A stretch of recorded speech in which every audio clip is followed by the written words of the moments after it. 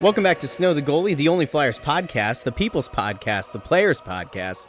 I'm Russ Joy at Joy on Broad, joined as always by the fantastic, the incredible, the $100,000 list, Anthony SanFilippo, who you can find on Twitter at AntSanPhilly. Anthony, we just went through playing that the game HQ live together. I think it's the second time we've done that. Yeah, that we've done that. We were close. We were very close to make it to the final. 127,000 people out of just under 700,000. We lost on question 12. Yep. And you actually knew it, and I went the other direction. And it's okay. It's okay. Yeah. We both played. It's fine.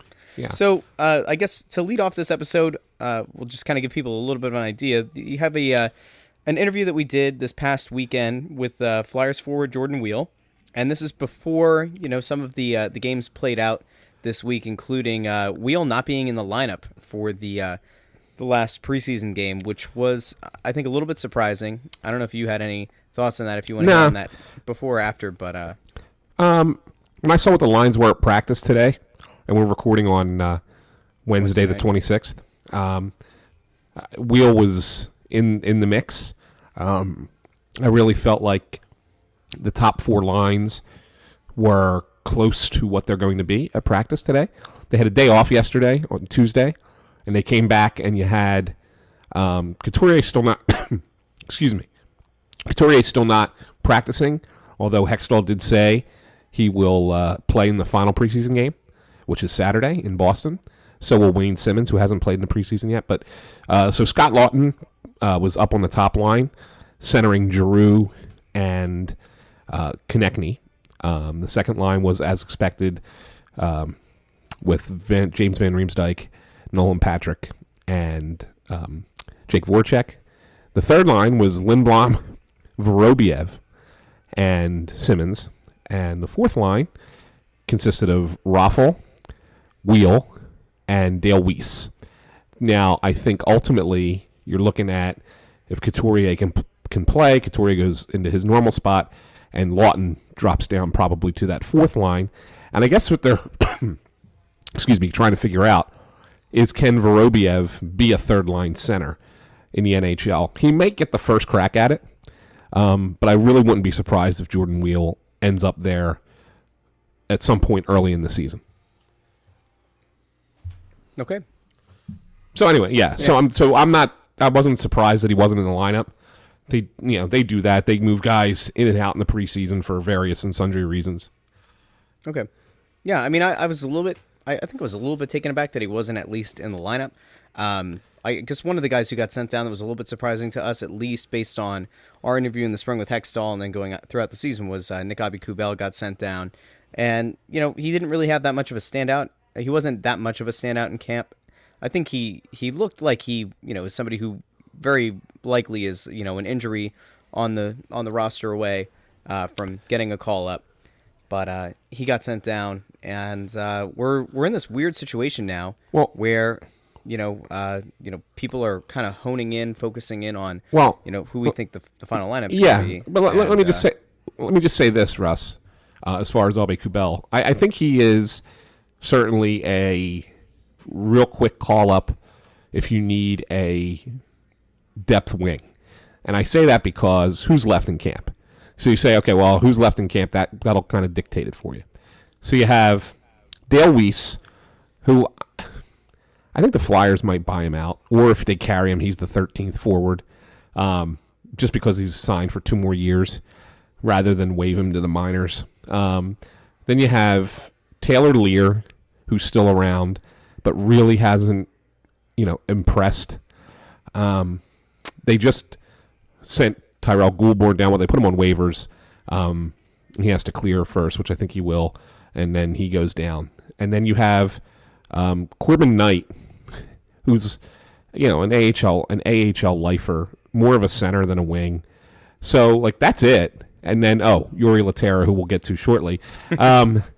So I think Nick Aube-Kubel is very likely. And the reason that they, he's a guy that they don't have to send through waivers. He's waiver exempt. So he's a guy that they could, start in the minors and bring him up as needed. I think he's one of those guys that you'll see get time this season in the NHL. Maybe just not to start the year, but I think ultimately he'll be on this roster at some point. All right. I think the other position battle that people are kind of focused in on right now, and I'm very fearful of what this is going to look like, is the fact that Carter Hart is still in camp, as is Anthony Stolarz and Brian Elliott. When we were down there on Saturday, it was pretty clear they were trying to rotate all three guys. We watched a final drill, the breakaway drill, where Carter Hart and Anthony Stolarz were taking all the shots, and we believe that Brian Elliott went in early. We weren't sure why. We didn't know if he had caught a knock. Based on his play, a couple nights ago, it is not the most encouraging thing, and I know that he's working his way back off an injury, but there are certainly going to be calls for Carter Hart, who's only 20, has just under a 96% save percentage against, I think it's been about 100 minutes he's played in this preseason. I don't know. If you look at the numbers, Carter Hart certainly looks ready, but if you do the eye test, if you're taking in practice, if you're watching the games, I think we're still a ways off. I think based on what Hextall has said to us and in press conferences and media availability, I still think we're in a spot where Ron Hextall is ultimately going to decide that Carter Hart should go down and maybe be the full-time starter for the Phantoms for the season. And there's nothing wrong with that, especially because they, I think, had expected that that Alex Lyon would end up with the big club. I think that was their goal all along, was to have him be the backup goalie. He's injured. Neuwirth is, as always, injured. Elliott's coming back off an injury. You're not going to bring Felix Sandstrom over. So, if you had to go into a season thinking, who can do a better job as a backup goaltender that's not going to cause controversy, well, Anthony Stolarz kind of fits the bill. And then you let Carter Hart go down and get regular minutes with guys like Phil Myers in front of him and eventually Sam Moran. And, it's not the worst situation for him. If anything else, or if nothing else, it's really kind of building chemistry with some of these other young defensemen that at some point, might get the call up. Yeah, no, you're right. So here's the thing. I think Stolarz is going to start the year with the team as the backup to Elliott. And, Ron Hextall said that he won't give a timeline on Neuwirth. It's just he's out indefinitely. So what does that mean? Right? If it was something that was just kind of, day to day or game to game or even week to week, he would say that. The fact that he's saying indefinitely tells you that it's probably worse. Or it's either that it's worse or they're just finally fed up with this nonsense. One or the other, okay? Lyon is missing the first 4 weeks of the season with his injury, so they're down to 3 goalies. They're going to have to bring in somebody. Now, the question is, do they bring in a goalie who can be a backup at the NHL level, and your AHL tandem is Stolarz and Hart, or do they sign an AHL goalie to back up Carter Hart with the Phantoms, and Stolarz backs up Brian Elliott? I don't know. I don't see them adding a 6th goalie with an NHL contract. I just don't. It just seems to be too much. If they do, I think that it's a waste of time. It's almost like last year, right? When we sat here, and this was, I guess, prior to our podcast, but we used to talk before that, where it was like, did they really need Peter Mrazek? It was not necessary. And they went and traded for him, and he was a disaster. I think that you're looking at kind of the same concept. I mean, really, who's going to be available? And do you really want to bring that player in if they're on waivers from another team just because they have NHL experience? I'd rather you just go with Stolarz and give him, see what you got there. See if he can be an NHL backup goalie. He doesn't have to play a lot. If he's getting 3 out of every 10 starts at the beginning of the season, that's okay.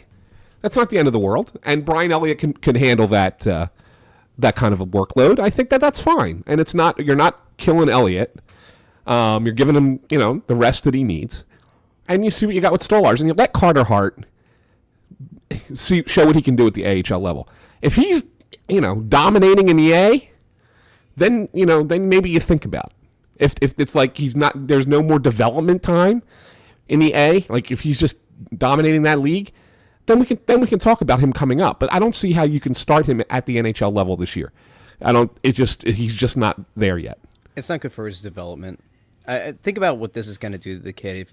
If he comes up and Brian Elliott has a rough first night or a rough stretch, first 4 or 5 games, what's everybody going to say? They're going to say put the 20-year-old kid in. Exactly. And then if Carter Hart goes in and he gets shellacked, then you start getting all the doubt, you start getting the boos, you start getting all the creeping doubt of, oh man, is this yet another highly touted goalie prospect that's not going to be able to live up to the hype? If he ends up going in and he catches fire early in the season, then the already high expectations are going to be just astronomical. At some point, he's going to come back down to earth, and then it's going to be, oh, is he in his own head? Is he just not ready for the moment? And you can avoid all this by sending him down. And I think, it's kind of Ron Hextall's responsibility at this point to kind of fall onto that sword, even if they think that, if it were a must-win game, that Carter Hart gives them the best opportunity to win. I think Hextall's got to kind of, fall on the sword in this case and let Carter Hart go down. And look, if 20 games into the season or something, he's absolutely on fire, he's stopping everything, he's poised, he's in control, and you think it's going to translate well, and Elliott and Neuber, they're hurt again, then fine. Then maybe at that point, with a little bit of seasoning, with a little bit of a stretch of, playing some pro ball or playing some pro hockey, and being relied on as the every night starter, then fine. Let's we'll play at that point. Put him out there and let Gritty shoot people with t-shirt cannons and everything will be great. But until then, I don't see any way that this is advantageous for the kid, for his development. He's only 20 years old, and while last season I was a big proponent of let's bring up the young defensemen and see what they can do, I think it's a little bit different for a defenseman than it is for a goalie, and I simply don't want somebody who's as important or is projected to be as important going forward to this team, get put in a position where he's not going to be his most successful self. So yeah, well, I mean, send him down and it'll be fine. This is the same thing I keep saying over and over again. Who was the last 20-year-old goalie to come into the NHL and be very good? Come on, Carey Price. Well, I mean, Carey Price did it. He did play at 20, but he struggled. He struggled his rookie year. He was not great. It took him a little bit to get going. His first season was not the greatest. I mean, the Flyers, if you recall, I believe it was his rookie season, and I can look this up, but I believe it was his rookie season when they upset Montreal in the playoffs. I think that was I forget what year that was, but anyway, I think it was his rookie season, and they tore him apart. I mean, he was a mess against the Flyers in the playoffs, and I believe that was his rookie year. I'm gonna look it up. You talk. What do you want me to talk about? I can't. It's all about the goalie. Okay. No, but seriously, I mean, you know what, Anthony? Hold on. This is a good time for a word from sponsors, including AmeriGas. Yeah, there you go. And Tropicana Sports. So while you figure that out, let's talk about those sponsors. AmeriGas, the nation's #1 propane provider, found locally at 7-Eleven and Home Depot, and at thousands of locations nationwide, is offering up a contest. If you go to crossingbroad.com/AmeriGas, you can enter to win a grill valued at $499 from a top company, if not the premier company of grill makers.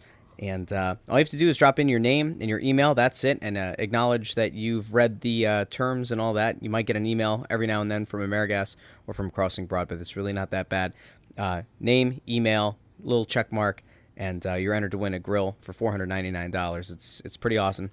The other sponsor, and a grateful sponsor, is Tropicana Sports. What if I told you that you had the possibility to just pick a few random games? Could be baseball, it might be some MMA, it might be some golf. Pick 5 matchups, and if you end up winning a daily or a weekly tournament, you could win things such as a night out at Chickies and Pete's with 9 other friends, perhaps an ocean view suite at the Tropicana Resort. All these things are possible with no strings attached. If you go on to crossingbroad.com, click on one of the Tropicana Sports banners, it'll take you to the daily or weekly contest. You just pick those games, put in your email. That's it. That's all. There's no money down required. It is not officially a gambling app. It's not anything that you're going to have to look over your shoulder to hide from your significant other.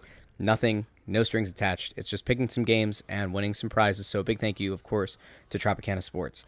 Okay. Anthony, back to you. Yeah, Carey Price, 2007-08. It was the year the Flyers made the run to the Eastern Conference Final and lost to Pittsburgh. Yep. That regular season, Carey Price, 2.56 goals against average, 920 save percentage. It was okay. In the playoffs, when it really got ramped up, 2.78 goals against average, 901 save percentage. And it like carried over for 2 seasons. 2.83, 905 in his second season, 2.77, 912 in his third season. It wasn't until his fourth season when he started to get, pretty solid. And it wasn't until he was 27 that he was a Vezina. And that was when he won the Hart and the Vezina in 2014-15. And he had great years in 15, 16, 16, 17 as well before having a terrible, probably his worst year last season with a very bad Montreal team. But, he came up at 20 and played, but just mediocre, and then was lit up in the playoffs. So, yeah, okay, who's the last one to really come in at 20 years old and, set the world on fire? All right, it's a good question. It's fair. I know the answer. Before we continue, go ahead. Who is it? Well, actually, he was 21, but I'll give it. Nope, you've already moved the goalposts. All right, go ahead. Marty Brodeur. It was Brodeur. Okay. Well, yeah. I mean, Brodeur actually came up at 19. Didn't play in the NHL at 20, but played at 21, and that's when they went to the Game 7 of the Eastern Conference Finals before losing to the Rangers, and he was sensational in that playoff. Won the Calder. Decent goalie. Yeah, he was pretty damn good. Here you go, 21-year-old goalie, okay, in the playoffs. 195 goals against average.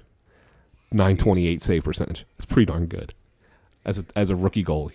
Golly gee. All right, well, before we go down any more rabbit holes, let's get to the interview with Jordan Weal, and we'll react on the other side. Plus, we'll hit some iTunes reviews, some thoughts on Gritty, and of course... And Jori Lehtera. And of course... Who's that flyer? So, and Jori Lehtera, that's right. Yeah. All right, so here's our interview with Jordan Weal. It's enjoyable, it's fun, it's very unexpected. We had some good things, so check it out. Joining us now on the Snow the Goalie podcast is Flyers forward Jordan Weal. I got to call you a forward right now, Jordan, because we're not 100% sure where you're going to be playing this year. I mean, you were winger last year, center maybe possibly this year. Could we talk a little bit about that? I mean, you've looks like you're moving back to the middle again, where you played most of your junior career and where you were with LA, and then you were on the wing for a little bit here, and now it looks like you're going back to the middle. Can you talk about going back to your comfortable spot there? It's kind of finding a spot wherever the team needs it, but going back down the pipe, I've played a lot of hockey games there. Most of my pro career, these 6 years, has been at center, and when I came up here last year, 2 years ago, they threw me on the wing and had to adapt and learn that position, and I thought I did that really well. And I think going back is just, you're comfortable with it. You go back and you kind of just played so many games there. It just kind of comes natural. All the things that you used to do come back real quick, and feeling good out there. When were you first approached about this? Did they talk to you about it maybe at the end of the year last year, or maybe when you came back after the summer break? Well, when I found out Phil wasn't coming back, and then we obviously didn't sign any centermen in the summer, there was a spot open, and you kind of had an inkling, and there was a couple conversations in the summer, and you heard some things that that spot was open, and they were going to try some guys out there. So excited to show my stuff and show that I can help the team win from that position, and I think I'm doing that so far, and hopefully I can continue to get the chance and help the team win some more games. For the casual fan that might not understand your on-ice responsibilities, the difference between playing in the wing and the center. Yeah. Since you played so much on the center, is there something that you kind of missed about it when you kind of switched out to the wing? Is there anything that while you were playing on the wing that you preferred, or something that you might have learned? When you're on the wing, it's a little more stops and starts. So as a centerman, you kind of keep your speed throughout the whole ice, I guess. In the D zone, you're kind of swinging through the middle, and in the neutral zone, you're swinging through the middle. So you always you're at 40% speed already, whereas as a winger, you got to kind of go from 0 to 100 real quick, instead of from 40 to 100.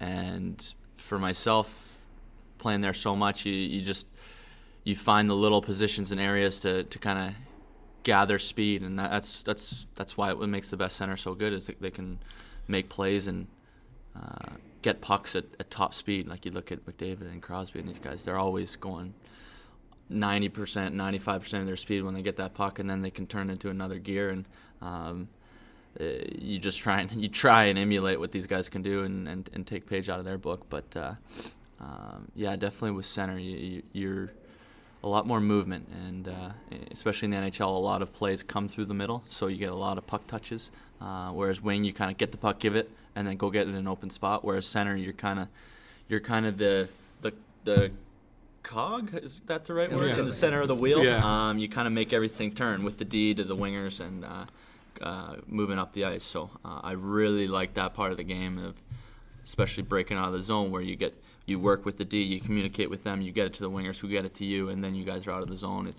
If you can really communicate and do that well, it can help the team out.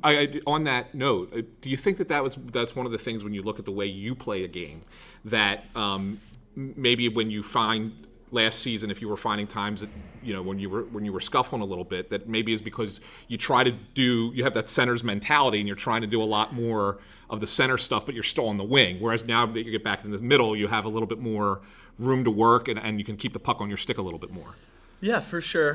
There was times last year where it was still, your first 100 games at a new position, Yeah. you're still learning new stuff, and you're going to have times where you're playing really well and everything's working out, and then you're going to have times where things aren't going well and you just seem like nothing's working, and then you got to learn how to figure out new ways to get out of that and get Right. back to what you were doing. And as a centerman, I know how to do that already. I know if things aren't going well, okay, this is what I got correct, this is what I got correct. And I think last year I learned a lot about the little nuances of playing wing, especially near the end of the year when I thought I was playing some really good hockey and consistent hockey. And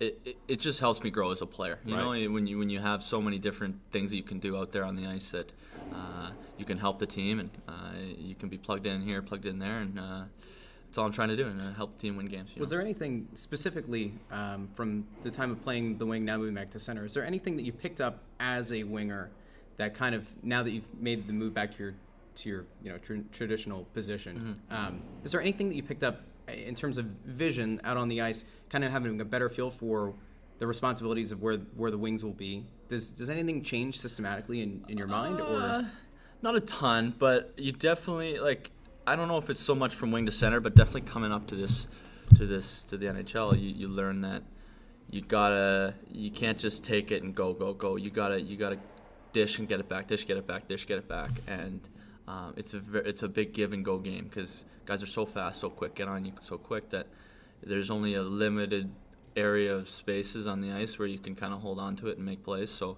especially coming off the ice, you got to dish it, move, get it back, dish it to another guy, move, get it back. And I think as a winger, you got to do the same thing. You got to do that, or because you're kind of stuck on the wall sometimes. So you got to get that puck, make the play, and then jump back into the play. And I think using that as a centerman now, it helps me even more, because I can dish it, get into open ice, and help my wingers out that much more by being an option for them down the ice. No, we really don't know yet who's going to be with who. I mean, there's still a week and a half to go in camp before the regular season starts. But you've had success in the past with playing with Wayne Simmonds, and playing with. There's a potential of that if you're on that line with him there. How is he to play with, number one, and how does that help you as a center when you think about the way he plays his game? How will that make it easier for you? I think it would work great, especially how I play down the middle. I think, and how he plays down the wing. It's just, he's so easy to read off. Like he never complicates things too much. He's so strong on the puck, and he can chip the puck, go get it, make plays. He's so good around the net that as anyone that plays with him, it's so easy to read off him, because you know what he's going to do, what play he's going to make.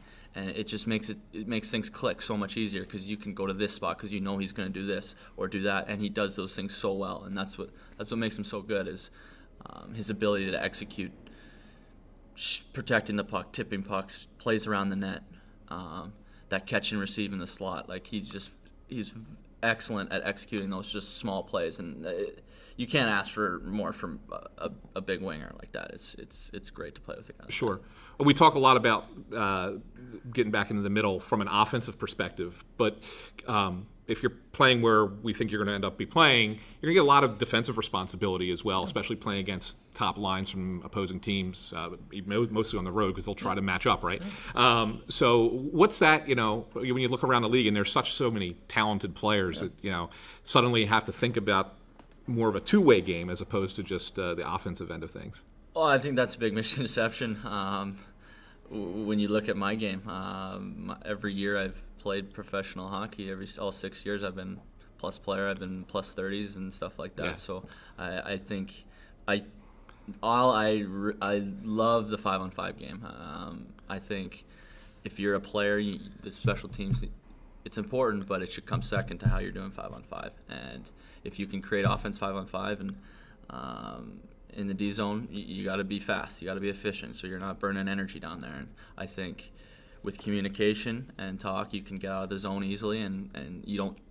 The best defense is not spending a lot of time in the defensive zone, and that's with. You don't have to be the best checker to be a good defensive player. You just got to be able to get out of the zone. Like if you can get out of the zone easy every time, then that's only going to help everyone. And I think for me, it's about that. And then if it doesn't get out, getting in there quick, disrupting the play, and then getting out quick. And I think I've been doing it. I've been doing it for a long time, playing a lot of professional games here at Center, and you learn tricks. Definitely when I was 20 years old, my first year pro, it was different. It was tough. You got bigger guys. You're playing against men now, but. 6 years in, you learn the tricks of the trade, and especially as a smaller guy, you learn how to defend down low. You learn how to deal with bigger guys. You learn how to deal with smaller guys. And then, in the National Hockey League, you got special players, but they come with their own challenges, and that's the exciting part, getting to play against those guys. You say it's funny. You said it was a misconception. Why do you think it's a misconception? I don't know.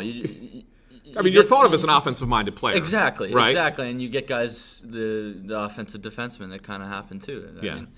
Just because they're offensive, doesn't mean they can't take these defensive responsibilities. And I think you're always looking to help the team in any way you can. And the last couple years pro, it always seems like it's offensively. And but you know what? As an offensive guy, you take pride in that. No, I can play all 200 feet. I can help the team win in the D zone as well because we're all competitive. We all want to win, and I think it's funny how some guys get tagged that way. It's funny. I think we should go on to some other stuff here. Yeah, let's let the fans get to know you a little bit better. So, I think Anthony had said in a previous interview you had mentioned being a fan of Lord of the Rings. Is that correct? Yes. So, has that translated to anything new? Game of Thrones, has that happened? So I read all the books, okay. Game of Thrones books, yes. Okay. And then I started season 1 on the TV show, and they changed a lot of stuff, yep. And I didn't agree with that. So this is right up your alley, Russ. Yeah. All right. So I am waiting till all of Game of Thrones is done, and okay. I've I read the books, man, 6 years ago or something. When I was in juniors, I read all the books. So. I don't really remember it with too much detail, so I'm gonna wait till the whole. I like binge watching. I don't like waiting every week to watch it because then you're not into it and fully invested. Yep. I guess addicted might be a better word. But I'm gonna wait for that to finish. I think it's on the last season, right? Yeah, we're on the last season now. So I'm gonna wait for that to play out, and then I'm probably. Just crush so it. Why isn't Benioff from HBO or not? You're not their biggest fans right now. The way that they changed stuff. I've heard it's really good. If you think it changed in season 1? I've heard it's really good, and honestly, it's getting good that I'm kind of forgetting the details of the book. Okay. Because then I'll go into it with a whole new kind of like. Did you have a standout character that you can think off the top of your head? Well, I liked all the Starks, and then they just started axing all of them. So it was just like, what? These are the best people. Why do we keep killing all of them? But it made for exciting. Well, I guess I read it. An exciting read. That's for sure. Well, what have you been binge watching then? If you're not watching Game of Thrones?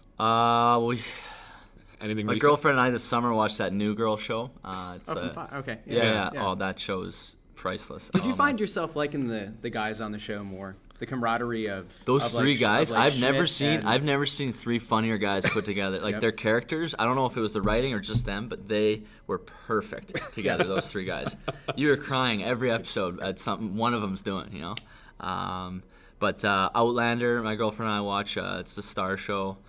My favorite TV show of all time is probably Spartacus, the Gladiator show. It's not a PG show. I'll say that. So if there's any kids listening, don't watch this show. Learn about Spartacus. Don't actually tell your parents to read up on it first, because it's not PG. Let's just say that. But that's cool. So you grew up in Vancouver, correct? So I did my research on this. So I think until about the time you were 9 years old, the Vancouver Grizzlies were a thing. Do you have any recollection of the Vancouver Grizzlies? Did you ever go to a game? Were you devastated when they left for Memphis? So I got one flash picture in my head from when I was probably 8 years old, and it's just me sitting probably second level. I don't know what the score was, who was playing. Just I have a flash picture in my head in my memory at a Grizzlies game. That's all I remember. It was they weren't the talk of the town because the Canucks were good back then. So it was they had a short-lived time there. But honestly, now I wish if they were still there, I would go to games. I think it'd be awesome. But as a kid, you never really. Hockey was just the main thing going. Do you get home to Vancouver much? Yeah, this summer I got there for about 3 months. The summer before I was in Boston all summer. I got back for about 3 months. It was great. Got to see friends and family, and I grew up right in the mountains, so it was such a cool place to grow up. And we have forests and literally 2-minute walk from our house is wilderness. So it's and then 15-minute drives to the city. So it's pretty cool, and you got black bears sleeping on your driveway in the fall and stuff like that, and cougars walking around. It's a pretty cool place to grow up, and it's always great to get back. You taken any Whitecaps games while you're there? Been to a couple, yeah. It's pretty cool. You're a soccer guy, right? Yeah, I really like football. Yeah, it's. I love that he calls it football. I'd love to get over to Europe one of these times and go see a couple games. And the Whitecaps, they got a good thing going there. They got a really good facility. BC Place there is awesome, and they got really good fans, and it's always fun to, on a nice Saturday afternoon, head downtown and go see a game. Do you root for a European League team? Barca, I really like them. Geez. Yeah, I'm gonna have to end the interview right now. Real or what? Real, yeah. Nice. I mean, 3 in a row. You guys can't complain. It's certainly it's three all right. 3 Champions League in a row. That's pretty sweet. I mean, in fairness, we kind of gave the league away to you can win La Liga this year, knowing that Ronaldo's not there. Although they're doing pretty good. Real's playing better team football now. Yeah, they still got the best. They still got unreal players. How do you feel? Vidal comes off the bench now for Barca. This is like a really. Yeah, Arturo Vidal. I thought he was a starter, but that's how good those clubs are. You got stars on other teams that come over, and it's tough for them to. They're gonna be playing down in Miami. I think they worked out a El Clasico or something. No. They're playing Girona. So this is okay. Well, I say Girona, but dialectically they call it Girona. But whatever, they're working it out. I think for next season. That's pretty cool. So Barca's going to be stateside. That's pretty cool. So this is completely outside of my. We've taken Snow the Goalie. I could do hockey. I could do baseball. I could do American football. You guys start going soccer. I'm lost in the wilderness. Growing up, was there any kind of a delicacy, any kind of food in Vancouver that you haven't found in Philly that you definitely miss from home? So I found the food out here, but just the quality of fish and chips in Vancouver. We got this one place. It's in a little market right on the water in North Van. It's called Montgomery's Fish and Chips. Plug in there. I don't know. They're probably not listening, but we'll tweet them. We're gonna work But this place, every time I go home, I make it a point to go to this place. They're halibut and chips, 2-piece. It's out of control. So that's one thing I definitely like. Now I know you make a special version of mashed potatoes because you have a secret ingredient, right? Do I? I read this on an NHLPA interview that you did maybe a few years back. Okay, maybe not. I mean, I love mashed potatoes. You said you like making yourself steak and mashed potatoes, but you have a special ingredient. You said you put cinnamon in your mashed potatoes? Oh, I got you. So yeah, like if I make sweet mashed potatoes, Maybe I we're throw supposed the cinnamon. to out the cinnamon, Anthony. Like that's a secret secret ingredient? It's not a secret anymore. I mean, people put cinnamon on sweet potatoes. On sweet potatoes, yeah. And not plain mashed potatoes. I was gonna say that sweet would be potato that'd be a mash. little weird. That would be a little weird. That would be. Okay. You would just have more questions for me if I was putting cinnamon on normal potatoes. Awesome. You got anything else, Russ? No, I think that's it. Is there anything else about you that you want the fans to know that they might not know about you that you want to put out there? Not really. I mean, pretty open book. I don't have any secret hobbies or anything like that. But Favorite arena to play in? It's not Wells Fargo Center. well, favorite like experience or because it's different because there's some really nice arenas that you hate playing in because you always have bad games there. But there's like the worst rinks that you always have great games in. So, I love that place. You know what I mean? Yeah. But couple of my favorite experiences. One was that Heinz Field game when we were out there. That was, I've never seen anything like that. That was 70,000 people. Like, wow. You're gonna have that this year. But I know, Here. yeah, Lincoln. That would be Yeah. awesome. But honestly, Calder Cup Finals, Utica, New York. This place sat about 3,500 people. They packed, I think, 7.5 to 8 in this place.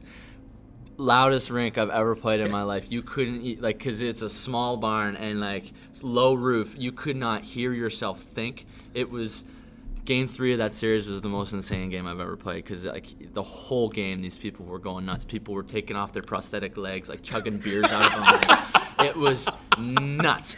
There was cops in the penalty box because there was guys leaning over in costumes, like just berating you if you were in the penalty box, and they were just running around taking our heads off. Like, it was the craziest hockey game I've ever played. And it was the American League is something else. That really It really is. It's a You go into jungle. these small towns, man. That's next level. It is next level. Wow. Yeah. It is next level. Well, Jordan, we really appreciate your time. Thank you so much for coming on the Snow the Goalie podcast. Best of luck to you this season, and I'm sure we'll catch you again down the road. awesome. Thanks for having me, guys.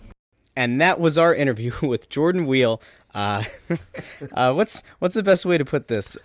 It was exponentially more enjoyable and lively, I think, than expected. There were some real insightful things there. I thought the way that he described the responsibilities of a center and a wing from a player's eyes, I thought was really awesome. But how do you top a story about New York fans taking off prosthetic legs and chugging their beers from them? And again, guys in costume threatening you in the penalty box. Crazy. great. Yeah, it was good stuff. Pretty great. Good So, stuff. Jordan's big a heck of an interview. Well, big thanks to Jordan, of course, for being on the podcast, and I'm sure we'll be talking to him again in the future. But that was a lot. I hope, And by the way, I looked up Yeah. the fish and chips place. yeah, They don't have a Twitter account, that's a shame. so we can't tweet at them. They It's have Montgomery's, right? Yeah. Yeah, So they we'll have- to, they have they, Facebook, right? they call them Monty's, but yeah, you can put the link to the podcast in their Facebook page, and they have an Instagram too, I think. But All right, so we'll go to Monty's up there in North Van. North Van, That was the thing I learned. North Van. How about it? yeah. Not a van down by the river. To quote the great Chris Farley, if I did it, I'd blow out my mic. So I'm gonna keep that one to myself. All right, so let's talk really quick. What was more surprising this week, the reveal of Gritty as the Flyers mascot, or Jori Lehtera being accused? He is one of, I think, 23 suspects in a Finnish cocaine ring, and the Flyers, for what it's worth, came out and said that they've been in contact with the league office and with the player. They had no further comment at this time. So, what's more surprising, Anthony? Gritty or Jori, the alleged coke smuggler? We can't really say that. I don't know. I don't know. What's more Jori. surprising? Yeah. Gritty. You think so? Yeah, because I thought that the Flyers would never get a mascot. They tried it in the 70s. It was a disaster, and they were one of two teams that held out forever, them and the Rangers.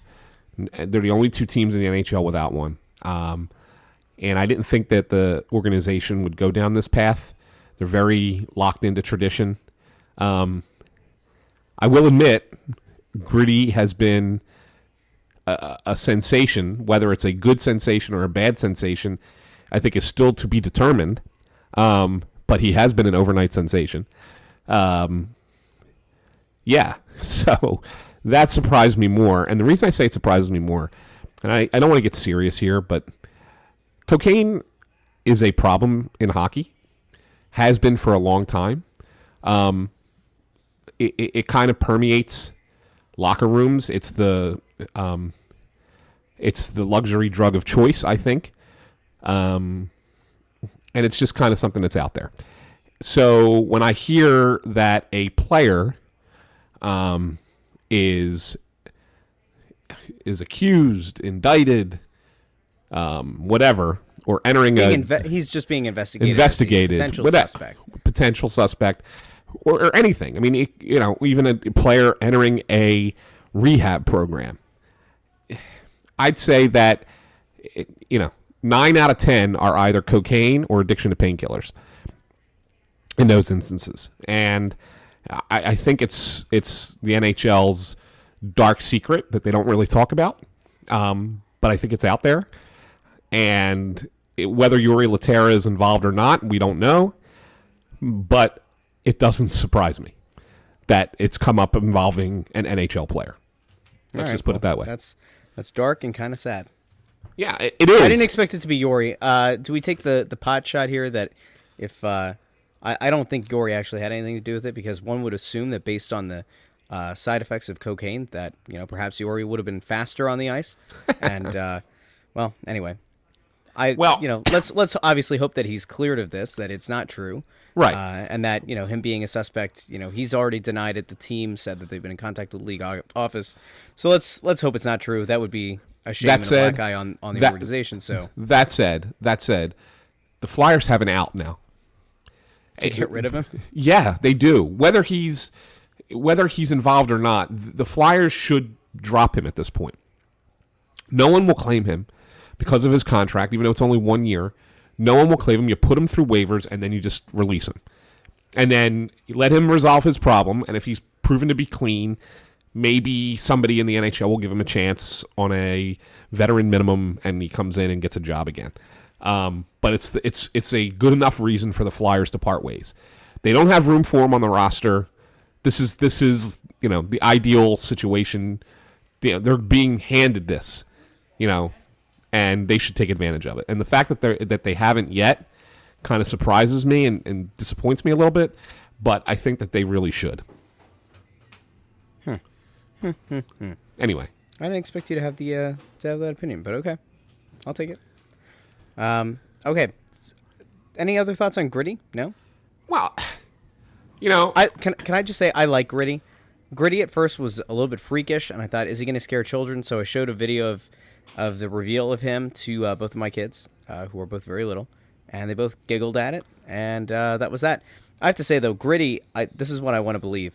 If Gritty is going to be the mascot of the people, and that includes that when the Flyers are losing on the ice, that Gritty decides to go rogue and shoot, on-ice personnel on the team employees with a T-shirt cannon to take out the rage that all of the thousands of fans in the arena are feeling in that moment, then Gritty's one of us. If Gritty wants to go up while people are chugging Miller Lights in the top of the Wells Fargo Center, and he wants to get involved, have at it, Gritty. It's okay. I just simply, I'm hoping that there's going to be more to Gritty than just falling on the ice, which I've enjoyed.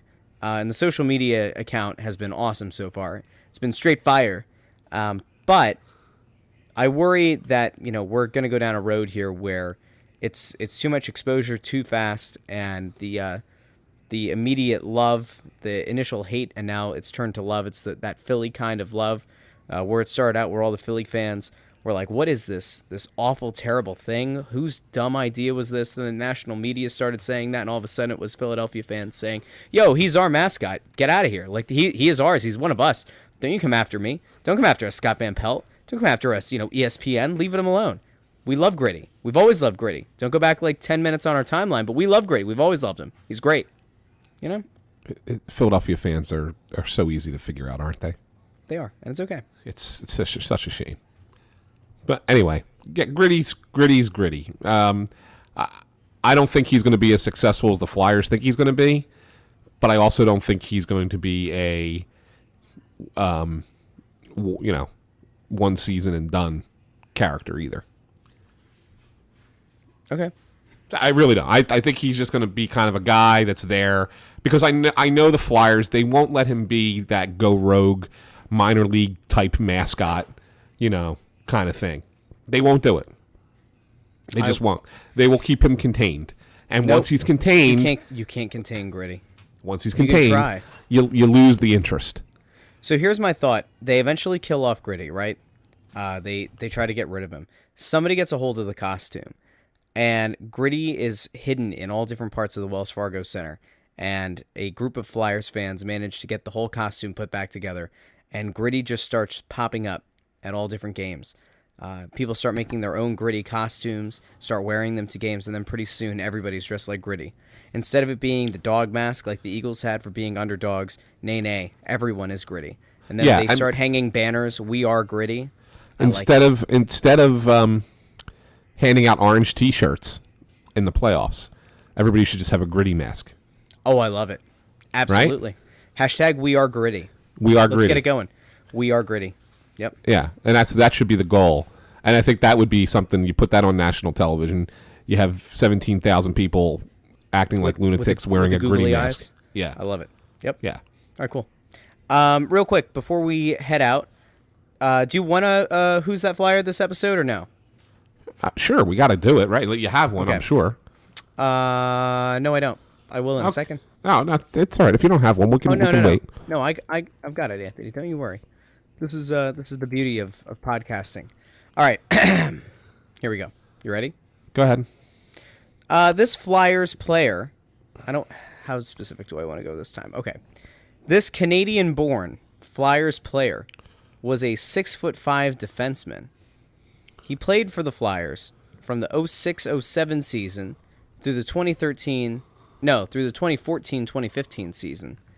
In all those seasons with the Flyers, he never eclipsed 9 goals, but he did have a season where he had 27 assists, 21 assists, and 20 assists.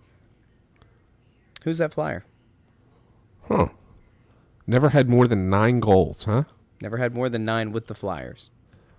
But actually, he never had them in his entire career. 9 was the most he ever had. Okay. He had 3 seasons of 20-plus assists. So the only guy I can think of is Derian Hatcher. That is incorrect. Ooh. Incorrect, huh? Mm-hmm. Okay. And I guess he didn't play for the Flyers that long either. He only played for the Flyers for a shorter period of time. 6'5". Who else was around back then? Played for a long time. Oh, Braden Coburn. Braden Coburn is correct, Anthony. Well done. Yeah. That was an abbreviated version of Who's That Flyer. That was good. Great bit of one. After you had the most obscure Who's That Flyer of all time, and you nailed it immediately. This one. Yeah. Well, I mean, Derian Hatcher was 6'5", I think, right? Okay. Well, we can't all be perfect. It's okay. Right. That's okay. Just real quick on Coburn, because I know how you always like to get stories. And Kobe was not a guy who was an easy story guy. He was a guy that, he was just kind of a Western Canadian farm kid, very quiet, didn't have a lot to say. I mean, he'd talk to you anytime you needed to talk to him. And he was a pretty solid defenseman for them for a while. But I remember writing a story, I think it was as they were getting ready for the 09-10 playoffs, talking about how the Flyers had a bunch of guys who, have played. Oh, no, it wasn't for the playoffs. It was for the Olympics. So I guess it was 08, whatever the Olympic year was. It might have been 10. Are the Winter Olympics on the 8-4, or are they on the 6-10? I don't remember. Anyway, it was for the Olympics, and I was talking about all the guys in the Flyers locker room who had international experience and how successful they were and blah, blah, blah, blah. Well, for some reason in the story that I wrote, I completely forgot Braden Coburn had played on the World Junior Canadian team against Malkin for Canada, against Russia. And Canadians won. And they won a lot because Coburn was assigned to shut down Malkin. Anytime Malkin was on the ice, Coburn was on against him, and Malkin couldn't do anything. And a lot of people, and I went back and looked it up, like stories and the like, credited Coburn with shutting down their best player, the Russians' best player. And I didn't even mention it. So I walk into the locker room, and a couple of guys come up to me, say, hey, nice story, blah, blah, blah, whatever. And Coburn goes, yeah, nice story. I guess you forgot all about me. Who had to do all the work against Malkin. Like, he got real, like, it was the one time he got really animated and just started going off on a tangent. And he was like pretty fired up. It was pretty funny. So I'm sorry I'm coughing in your ear again. It's okay. I'm sick again. It sucks. You gotta stop being sick. Speaking of burn the candle both speaking ends. of being sick, we got 2 new reviews on iTunes. One is a 5-star, one's a 4-star, and I don't usually read a 4-star review, but I'm going to. So this one you'll love. Okay. By Juno3127, who says, great Flyers coverage from 2 intolerable egos. Would you like me to continue? Intolerable egos? Yes. Nice. Okay. If you're looking for a Flyers podcast that provides information and insight from 2 guys who understand the game, are genuine fans of the team, and have insider access, then this is the podcast for you. You could have just stopped there, Juno, but no, we went with personal attacks. That's okay. That said, these 2 fervent egos will consistently end up leaving a bad taste in your mouth by passively aggressively putting down other Flyers podcasts along with others involved in covering the team. Now, I take issue with that. First of all, there are no other Flyers podcasts. And the second thing that I take exception to is the fact that we've actually mentioned people who covered the team and covered the team well. So I take a little bit of umbrage with what you said there, Juno3127. Anyway, every episode, you can safely assume they're going to mention some petty nonsense that only presents one side of the story, making these 2 grown men seem like they're still in high school. Give it a listen and you'll see how even a podcast as good as this one that can land interviews with star players and even GM Ron Hextall, can also make you not want to hear the sound of their voices anymore because you automatically equate them with the D-bags you stopped being friends with because all they do is invite drama into your life. Well, Juno, that was a very long and long-winded response and review. It's all right. To tell us that we 4 stars. It's 80%. 4 stars is actually pretty okay. Although I do like the fact that Juno does mention that we've landed interviews with players and GM Ron Hextall. Not every podcast in the world can say that they've done that. So, I don't know. Here's a 5-star review. Love the show. I think this is chafed. It might be chafed. I don't know. And if it's neither, I apologize. As a new fan, I gotta say, love the show. Like others, I'm a listener of BSH Radio, but they only seem to talk about how Dave Hextall is to blame for the world's problems, and if we just got rid of him, we'd be perennial cup champions.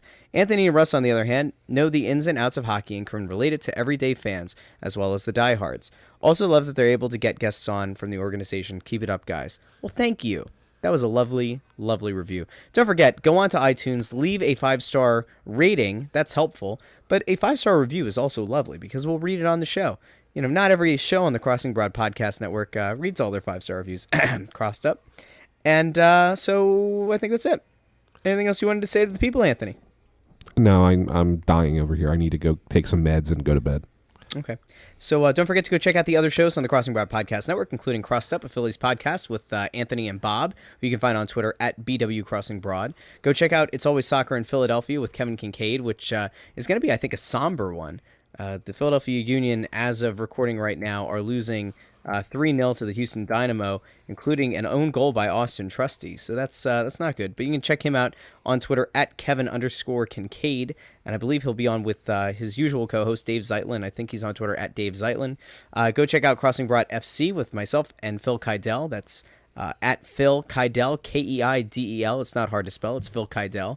And of course, the flagship podcast of the Crossing Broad Podcast Network, the Crossing Broadcast with Kyle Scott at Crossing Broad and myself. So go check out those shows, leave 5-star reviews, 5-star ratings, all that jazz.